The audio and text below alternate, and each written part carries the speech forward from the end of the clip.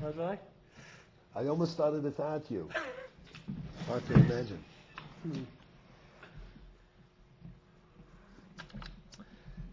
All right. Again, we are going to be talking about the Pasha that you're learning this week in Chitas, Pasha A Lech Lecha. And try to have a little insight, to dig in a little bit, and to see something that can give us also an enrichment and understanding of our own function. Who are we? What are we? What are we doing? Where are we going? Right? Abraham was told by Hashem in this Pasha, leave your father's home and go, and I'll tell you later where you're going. Right? I will show you.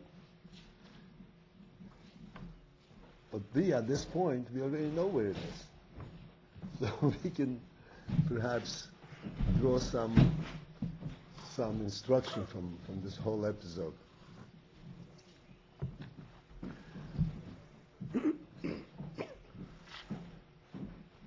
In general, okay, and I want to urge everyone, please feel free to stop me if you have a difficulty with the language, because the language barriers should not be in the way for us learning. If you don't understand the word or something, please ask.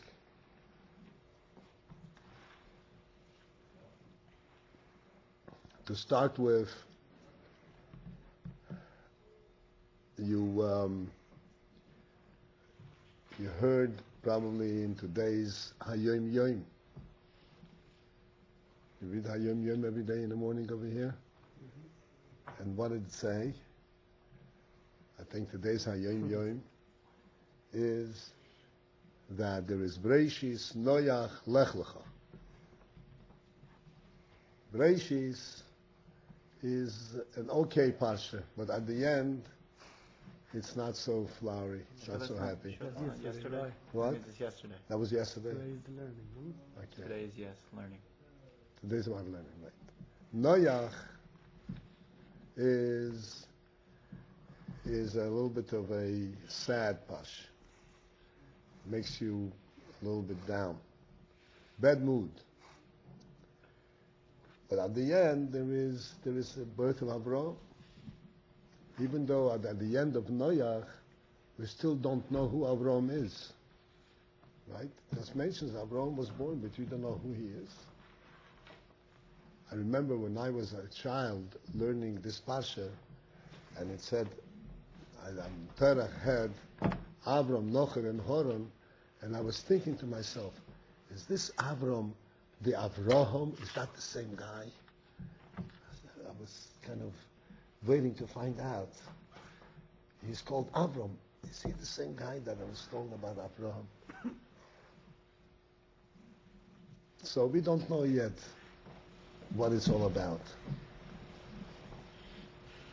Lech Lecha is already what the Rebbe calls a happy pash, a bright pash, a pasha full of light, and then starts a whole slew of pashas full of light. Because the Pasha Lech Lecha speaks completely about Avraham, and then following several pashas, Avraham, Yitzchak, Yankiv, and so forth.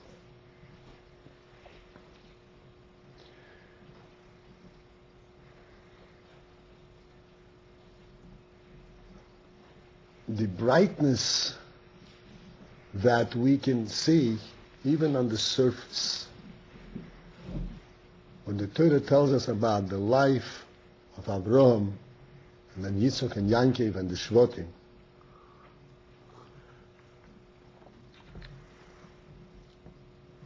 we don't know from the Torah any details. The Torah doesn't say, what did Avraham teach the people who came to him? It doesn't tell us any of his wisdom, any of his chokhmah, any of his teaching. It says only that they were nefesh asher osu b'choron, they were the souls, the people that they made, that they created in Choron, And Rashi says that Avraham and Sarah both had large numbers of people that followed them. When they left Haran, they came with them because they became their Chassidim. They were under their tutelage. What they taught them, we don't know. Doesn't say anything. It just says they did that. And this goes on throughout the whole parsha, and later on and so forth. So therefore, yes, indeed, we have Medrashim, we have Gemaras, and we have Chassidus that tell us things that are below the surface. But there is something, there's a certain brightness that comes out facing us right on the surface.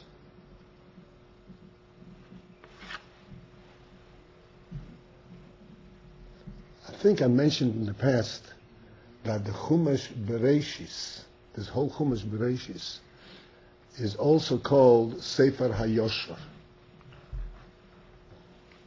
Sefer HaYosher, which means the book of the upright.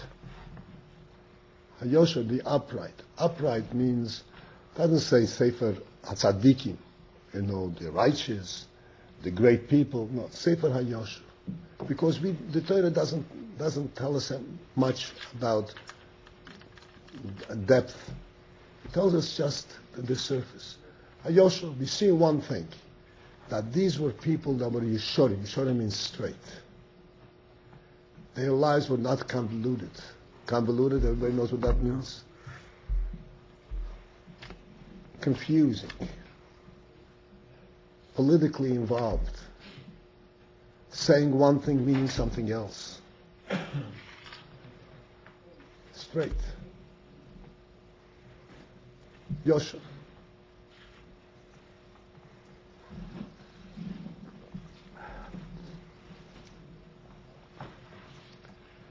And this, as I said, just stares at you as you learn just the simple story as is related in the Torah. And if we learn carefully and we realize that these are our forefathers, this Avraham, Yitzchak, and Yaakov, and we have this as an inheritance, we take them as a model in terms of simplicity and pure path of life. The Torah tells us, Hashem says to Abraham, leave your birthplace, your land, and your father's house, and go to the land that I will show you. Abraham was 75 years old at that time. The Torah says he was 75 years old. He wasn't a child. And he had a huge entourage, not a huge group of people like I mentioned before. He had developed a big school in Haran. He wasn't just a wayfarer. He had established himself in Haran.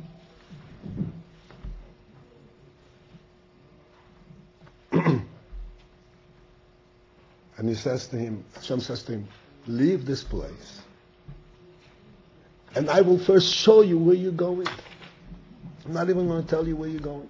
I'll show it to you. Don't worry about it.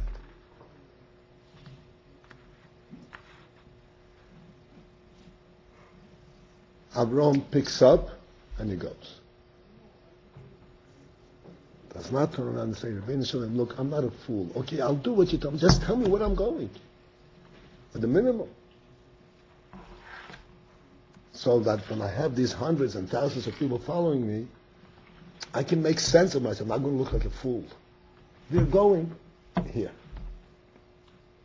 Nothing.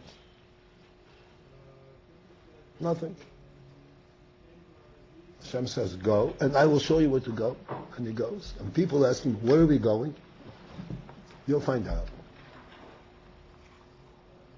The people that he brought with him, is there some type of midrashic source that lets you know how many they were roughly? Well, maybe I never came across. There was a big entourage. Just a curious question. Were they our forefathers? They were Jewish? Mm-mm. No, they were the people that accepted Avram's belief, Avram's teaching of one God. So They rejected, right, they rejected idol worship. They never became Jewish. Okay? And the principle of being Jewish we will speak about in Mitzvah Hashem today.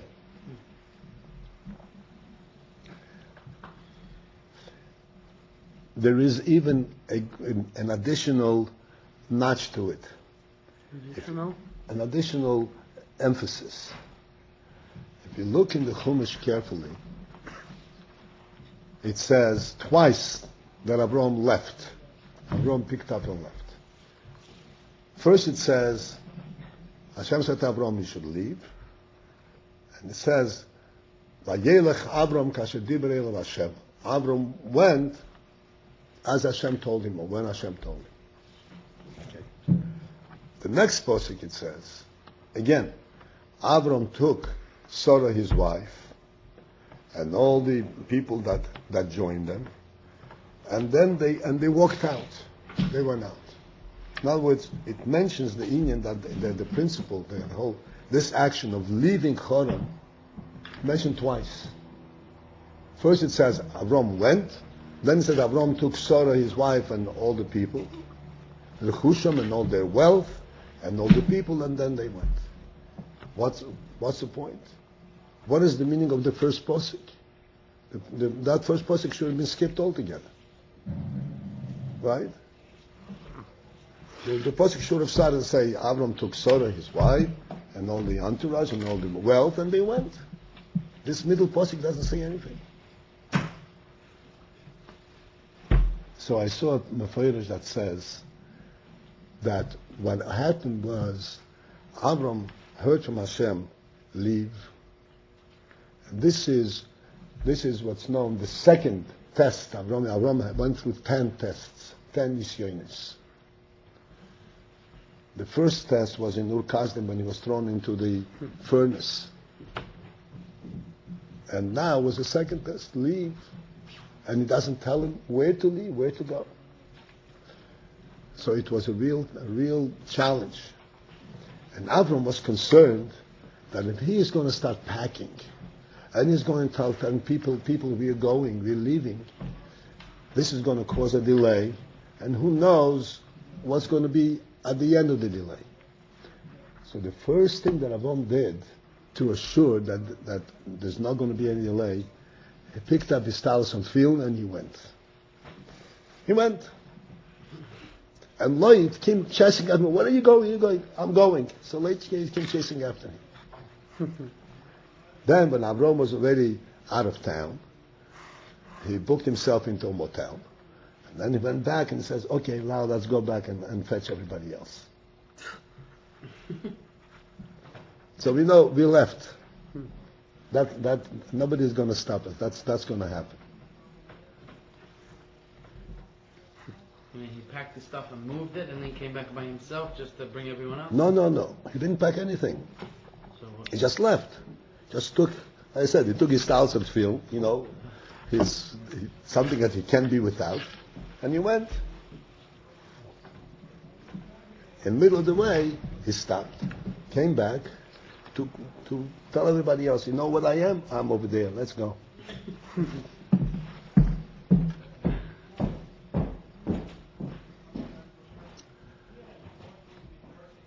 This was Avram.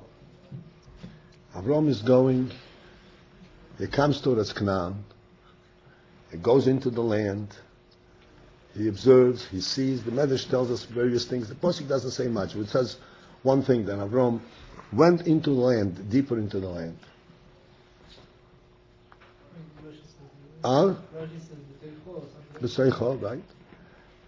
And then soon after, there's a famine. There's a famine. Famine means a real famine, absence of food. Absence of food, there is no food. Okay? In those days they had not yet designed the tractor trailers that can carry tons of food across from Egypt to Israel. There was no food. Abraham says there's no food. So that must be that Hashem wants that I should now go to another place where there is food. He picks up and he goes to Mitzrayim.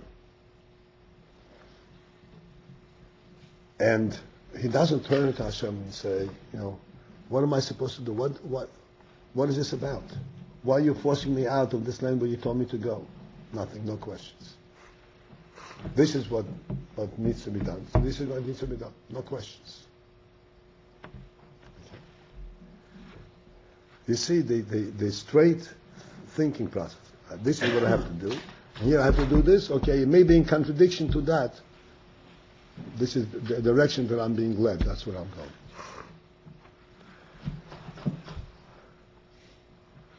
Then he comes to Mitzrayim and he becomes aware that Sarah is in grave danger.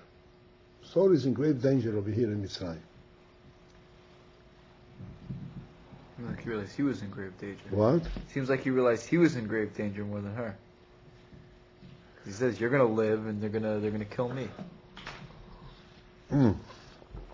Well, the danger is that Sarah is going to be taken, and if he protests, then he will be killed. Huh? I'm sorry. In grave, serious.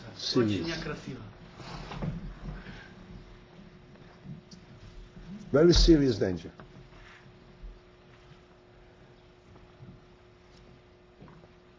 So, he thinks to himself like this: what's going to happen over here? I'm going to come to Egypt, and chances are that these Egyptians are not going to resist Sarah. They're going to want to take Sarah away. And if I protest, they're going to kill me and take Sarah anyway. If I don't protest, then of course they're going to take Sarah. So Sarah is going to be in very serious danger. And there is no way that I can protect myself against this. No way. What can I do? Hashem has to help me. I have to rely on Hashem's help. If I have to rely on Hashem's help, so what is it? What does he have to do? Forget about the whole thing. He doesn't have to think about it. Hashem is going to help. Hashem is going to help. Avraham doesn't do that. Avraham says, regardless of the fact that without Hashem's help, I'm never going to be able to get out of this danger. I, on my part, have to do everything that I can to protect us. Whether it's going to work or not, I doubt it very much. But it doesn't mean that I shouldn't do what I need to do. That's another notch. You know what I'm saying? Another emphasis in the union of Yosher. Hashem gave us seichel and gave us midas, gave us certain wisdom, certain capabilities. We have to always utilize these capabilities regardless of the circumstance, even if we don't think that these things are in themselves going to be successful by themselves without Hashem's help. We still have to utilize what capability Hashem has given us. So what does Avraham do? He puts Sarah into a box. Maybe they won't even detect her. Right? You learned that, right? Put Sarah in a box. Okay. Says in Rashi. In Rashi, right. Because Rashi learns it from a pasuk. Okay. Rashi is Pshuta Shel Mikra. That we accept as surface. Put Sarah in the box. He comes to the border. They say, what's in this box? Yeah, we have to open the box and see what's in the box. So we open the box and they see Sarah. Aha. So Avram already prearranged with Sarah that if it comes out that you will be questioned, you should tell him that I'm your brother. So at least the first stage we're going through. There's still danger. They're going to take you. But at least it's not going to be an immediate result in them killing me. Again, this is not a plan that will save them, but it's a plan to do the most that they can. You understand the principle in this? When a person has the presence of mind, the understanding, that under all circumstances, under the Eibush that Hashem puts in his way, he has to use all of his opportunities, everything that he can do under the circumstances, regardless of how far this can be successful. This is part of yashrus. This is part of straight thinking. Of not being the wise guy and saying, okay, God, you brought me here, it's your business, your responsibility, you take care.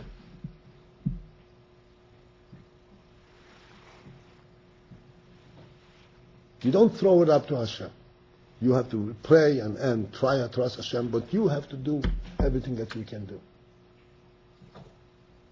This is part of Avodas Hashem.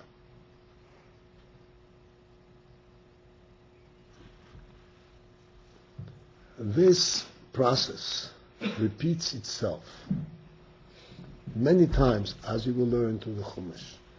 In Pashas Lech Lecha, the milchama, the war with the four kings, all kinds of different things. All of these things is something which Avram needed Hashem's help, but he did what he needed to.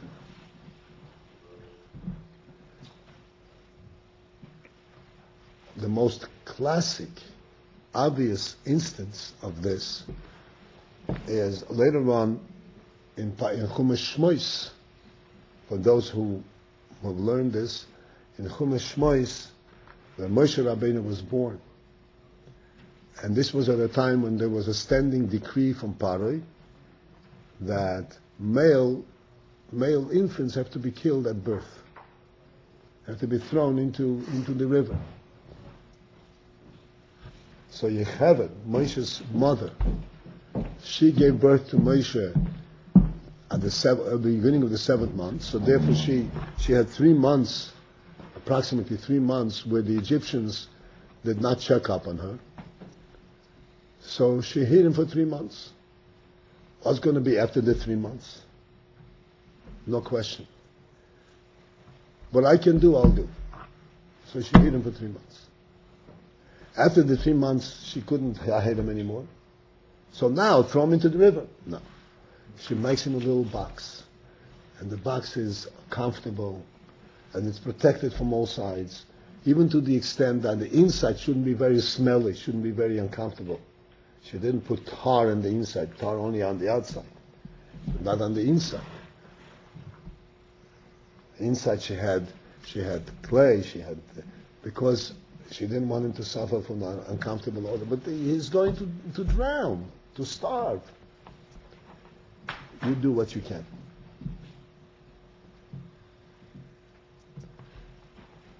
This is the model of pure, straight Jewish life.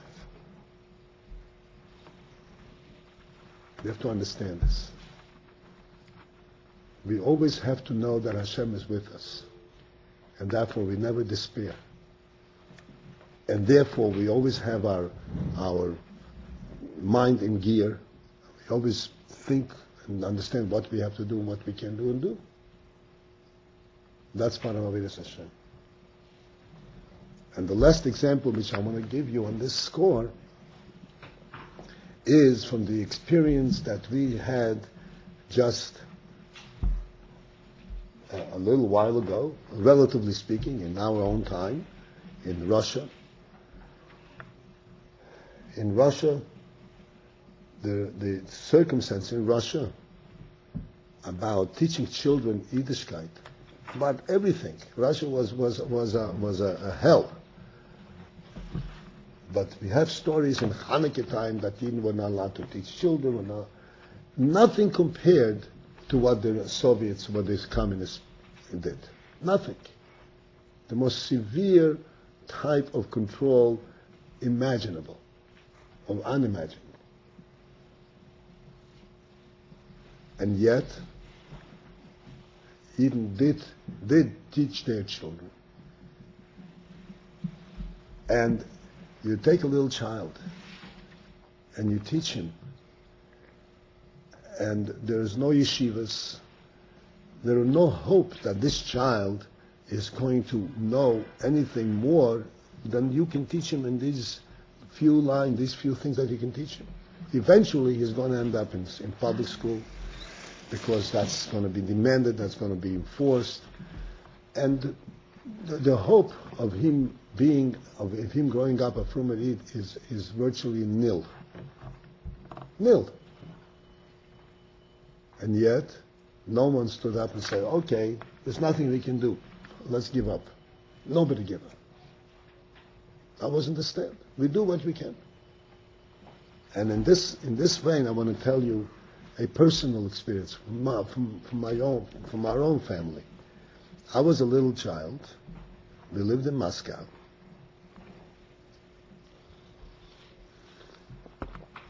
And we lived in the center of the city, in a big house and a big apartment. But don't be afraid. The apartment, every room in the apartment was occupied by another family. So we had communists all around us. Every family had a little room, not an apartment. There was a shared bathroom and a shared kitchen. It was a whole maish.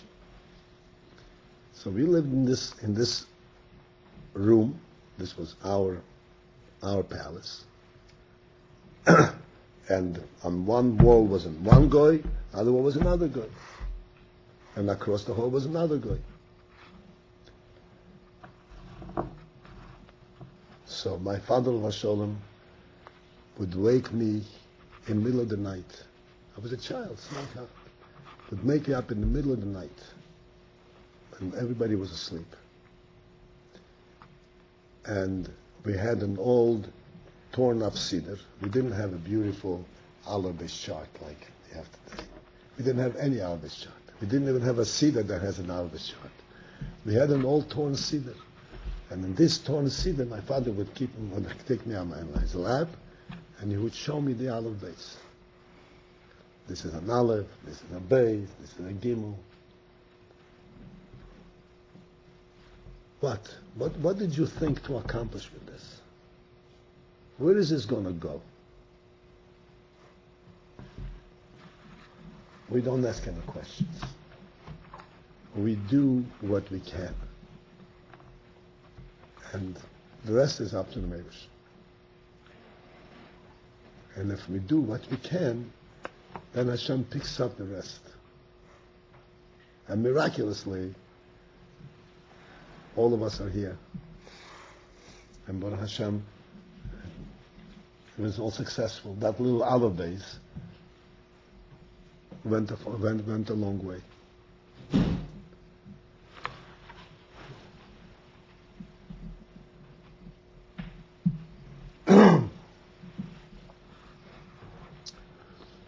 So this is the first point which I wanted to make. As we go through the Chumash, I would urge you to pay attention to this model and to see the simplicity and the pure, straightforward approach, view of life that is is demonstrated on every page of Chumash Bereshis, in every episode.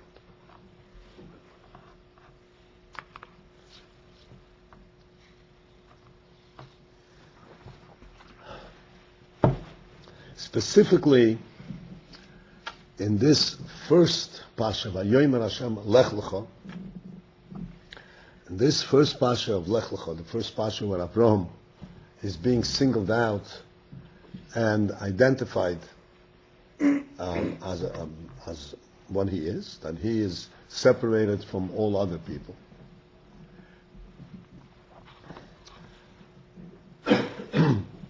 There is here also, there's here a very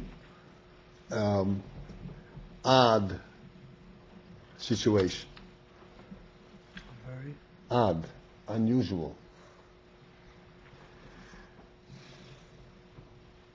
We learned previously by Noach, where it says, "Vayomer Hashem el Noach." Hashem said to Noach, "Vayomer Hashem el Noach." Hashem said to Noach, "I want you to build this box, this ark, because I want you to save the world through you." Why? Because you I've identified as a tzaddik, and therefore I've selected you to be the one. But that wasn't the beginning of Noach. Prior to that, it says, the Torah tells us already, even at the end of Pashas Breishis, it says, Noach motza chaim b'nei Hashem. Noach was pleasing in Hashem's eyes.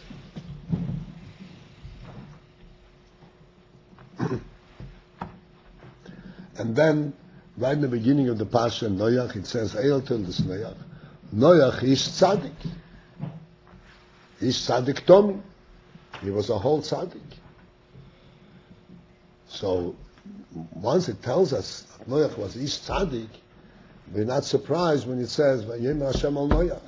Hashem speaks to Noach and tells him to build the ark.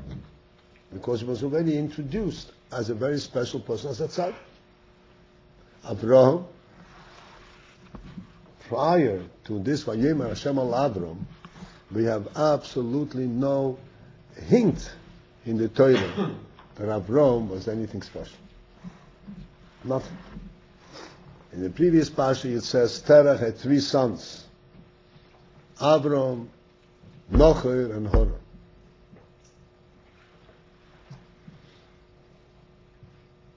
That's it. And there's nothing unique about Avraham, nothing specified, there's nothing different about Avraham than Nocher and Haran.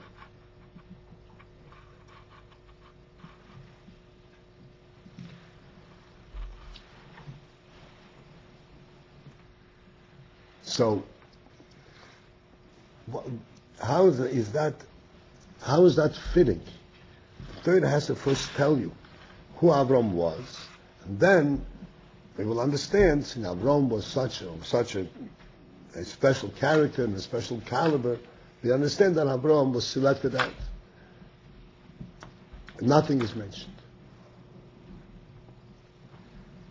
This is a sikha from Rebbe, that the Rebbe asked this question. And the Rebbe explains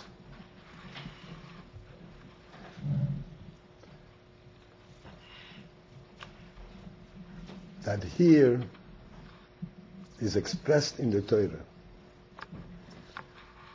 the special meaning of the Jewish people. This which Avram, this Vayomer Hashem al Avram, Lech Lecha, that he should leave his father's house. This directive to Avram was not just a directive, Avram, do this, like a directive to Noach, build an ark. This is the directive that identified Avram as the first Jew. As we mentioned before, Avram was 75 years old at this time. It wasn't the beginning of his life. He has already gone through a huge process. And he was already experienced, he already was in the furnace.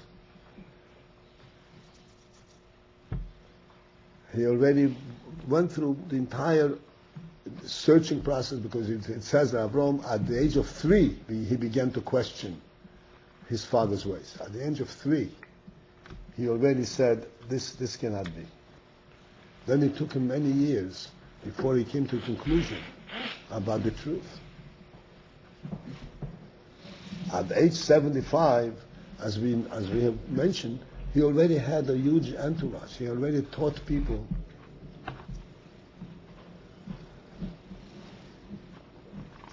He already taught people about Hashem. This was no longer a beginning.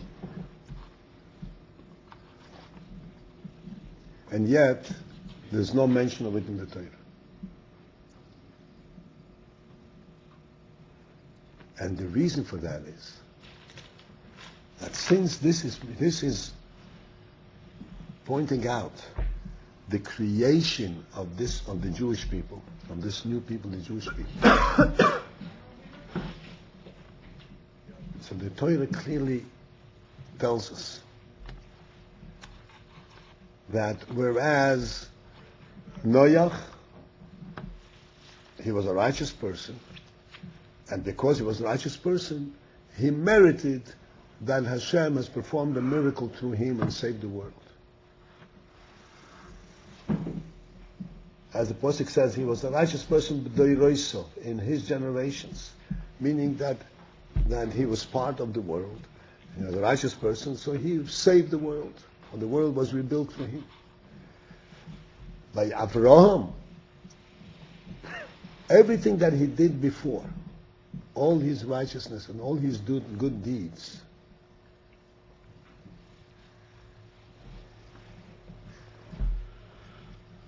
all that did not participate. This is not what is expressed in Hashem's telling him, leave your father's home. Because when Hashem told him to leave your father's home, the important point over here is not that you're a righteous person and I want you to be with me. The important point over here is that Hashem himself, not Abraham through his wisdom and his research and his effort, recognized what the truth is. Hashem himself came down, and Hashem himself had selected and separated Abraham from the rest of the world.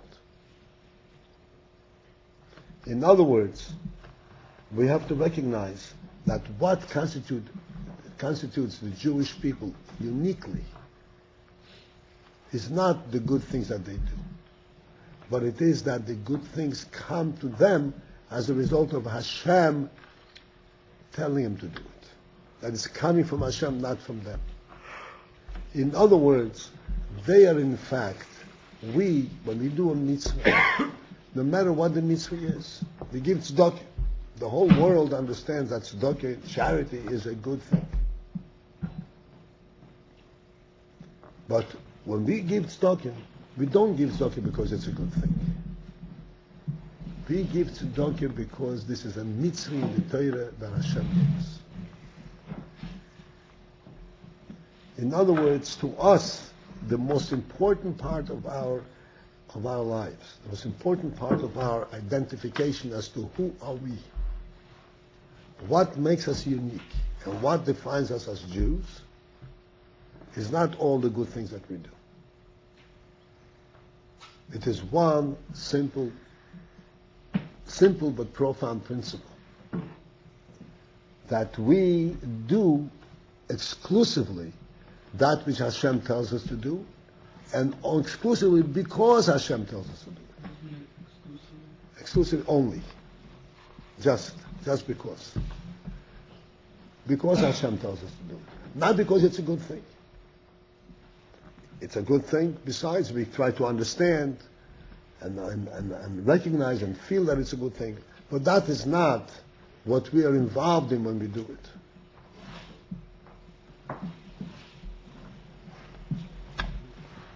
I'd like to take a few minutes and examine and try to focus in. I know everybody already seems to be tired.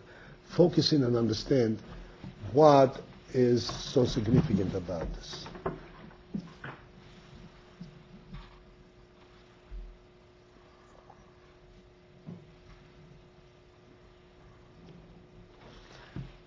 Let us take a simple illustration from our daily experience here in the yeshiva. We are learning Chumash, we are learning Mishnayos, we are learning Gemara, we are learning Chassidus, we are learning a whole bunch of things.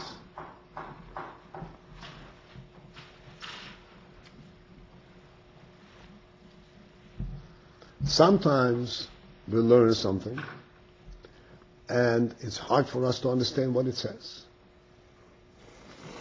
He says, oh, it's hard for us to understand. It's hard to understand. Let's work harder and try to understand it. And then someone asks you a question. Okay, let's say you work hard and you will understand it. What do you think you're going to get out of it? What is this going to tell you? What is this going to teach you? It's going to make you more capable of making a living or doing your thing. Well, how is this going to serve you? I don't know, you're learning Baba Basra now, right? You're starting Baba Basra. Talking about partners who are dividing a piece of land, or the piece of land doesn't have enough room for them to divide it. It has enough room. What is this? What is this about? How is this come into play right here? What are the chances that you are going to ever have to use this particular principle?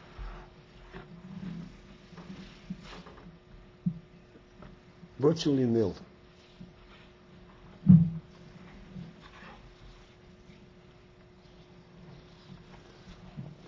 So what is going on?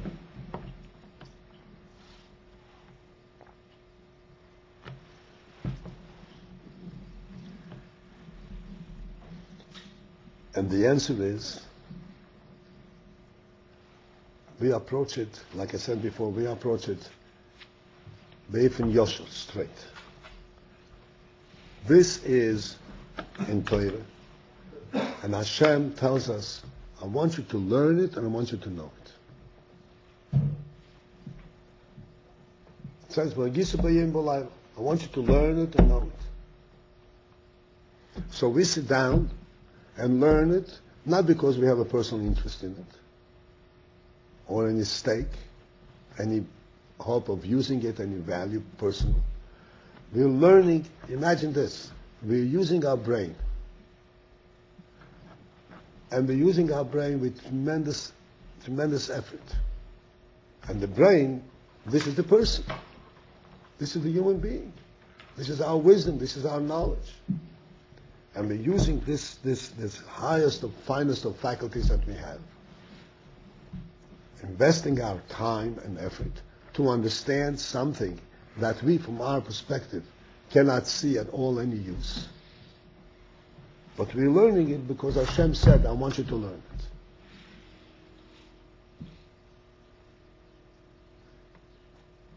Now, I want to tell you, before I discourage you, the truth is that after you learn it, and to whatever degree you understand it, it's inevitable that you will see how it does teach you. Just like I said before, when you learn the lives of our patriarchs, the lives of Avraham, Yitzchak, and Yankov, we're learning a piece of story. No, it's not a story. It teaches us what Jewish life is. And we live it over again, and we are very deeply impressed by it. And it sets a tone for our lives. And the same thing, whatever we learn, does, on a deeper level, on a more subtle level, definitely has an effect on our thinking, and definitely reveals to us God's wisdom. There's no question about it. But that's the after effect. At the time when we're learning it, we are learning it because I'm learning it. Hashem said I should learn, so I'm learning it. And that's the reason I'm putting all that effort. It's not because I have personal interest. This is Vayomer Hashem al Avram Lech Lecha. Lech Lecha means leave behind your birthplace. Meladetecha also means your habits. Leave behind your habits. Leave behind your own interests. Artzecha. Mesavicha. Leave behind everything. You have to break away from all the worldly views, all the worldly sets of values, and just do what Hashem wants you to do. And what? You don't know. When you start learning, like I said before, when you start learning, you don't even know what you're going to benefit from it. Like Avraham was told, you go to the land. Which land? I'll show you. I'll show you. Don't worry about it.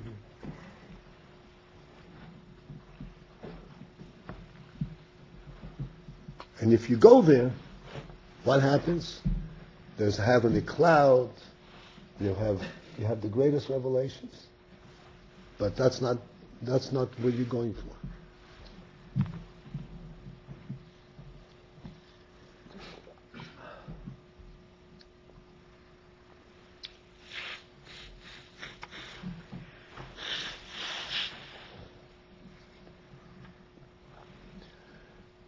So, and this later on in Mitzvah Shem, when we're learning, when we see by Matan Torah, there's Nasev and Nishma, which we'll discuss when we get to it. The important thing to draw from this directly, right from this Pasha itself. Here is the birth of the Jewish people. Here is who we are. And we are not that great Avraham who did all of that thing before in Ur Kasdim, who was thrown into the furnace, who broke the idols of his father, and who taught all the people. That's not who we are. That does not describe what is our place in the world and what is our destiny and what it is that we're doing. What does describe our place in the world is that we are what Hashem told us to be.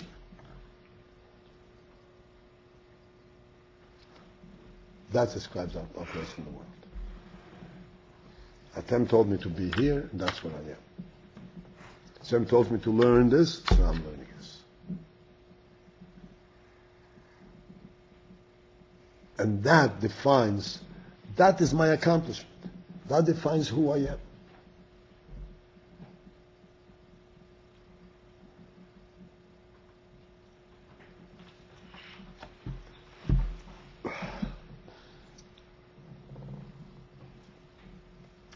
I've mentioned in the past that you hear very often somebody say, what made me change my way of life, what made me come to Yiddishkeit, what made me do tshuva. I was invited to somebody's house for Friday night, and I was so impressed, so enlightened, so elevated by that experience that I loved it so much. This, whatever was going on, this friendship and all that, I said, I want to have a life like this. And that enticed me. That brought me to change my whole life. So superficially, one would say, hey, this was all a social thing. So people cooperate so nicely, and friendly, and singing, and doing things together. It's a social, I was impressed by a social phenomenon. The real truth is that it's not a social phenomenon at all. What takes place on the Shabbos table is not that people are so friendly and they're sitting around and they cooperate so nicely. What's happening there is that it's Shabbos. That's the primary thing. It's a day, it's palatable. Palatable means you can feel it. And this is a day that is designated, that is identified by Hashem himself as a day different than every other day in the week. And you feel it. In a Jewish home, you feel that this is a different day. So it is not a social event that you're impressed with. It is literally a godly presence that you're impressed with. And it shows itself, at least superficially, it appears to you that this is the result, the social event. The social event is only the result of the reality of it being Shabbos. It's not the social event that impresses you. It's the godly present in the Jewish home that impresses you. How do you know I'm making a joke? How do you know that I'm making a joke? You? Yeah. You don't know. Okay. You're joking? I see him laughing, so I'm saying, how do you know I'm making a joke?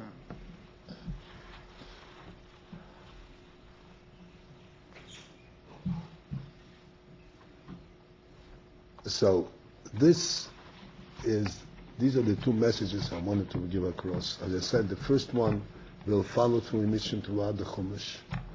And the second one is specifically from today's Parsha, which really is odd. When you learn it, say, what happened over here? Who is Avram? The answer is, Avram is nobody. Avram is a person that Hashem chose. And that becomes his primary thing. Not the Avram who did all the great things before. That's a different Avram. Avram is the one that Hashem chose. And Avram, this choice is what created this new nation. And this choice is what follows Avram and Yitzchak and Yankov and their offspring up until this very moment. This is our special. This is who we are. We are not the great scholars. We are not the great do-gooders. We are primarily, this is who we are.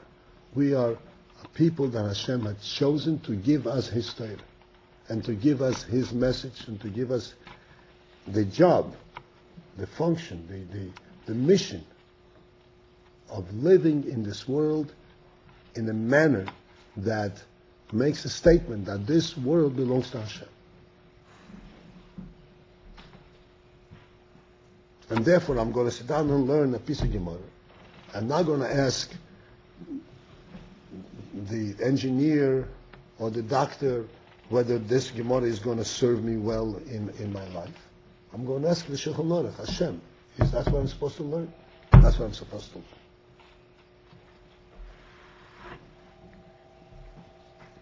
And that's the way that we develop our intellect. That is the way that we developed our emotion. This is the way that we developed our personalities. And this is the way we live. And this is the source of our success. This is the source of this is the way we receive Hashem's brachos. And this is why everybody is envious when we have a Shabbos table that they cannot duplicate. No way. Because we live in a different, we don't live in the physical world. We live in Hashem's place, in Hashem's world, Hashem's presence.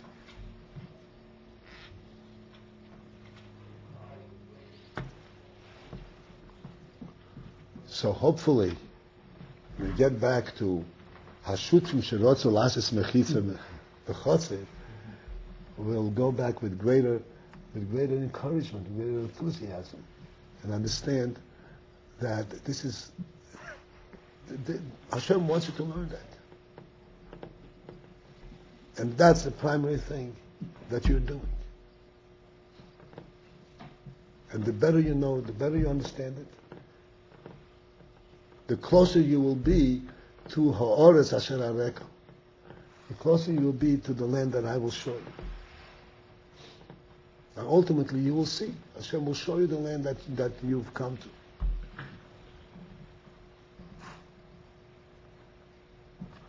Should all have Hatzlacha in everything. The Gashmis should be all the Gashmis and the Ruchnis, the Nigla, and the Nister, and Chassidus, and Nigla, and succeed in developing your best and your faculties, all the gifts that Hashem gave each one in the best possible way. Okay?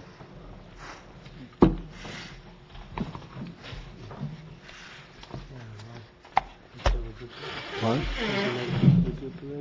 Sorry? Want to speak with you today? Oh, a little while? Short while? Big while? It depends. I don't know when? how long it might take you to Okay. help me. Okay. I know I have used a few tags sometimes. But Baruch atah Adonai Elohim.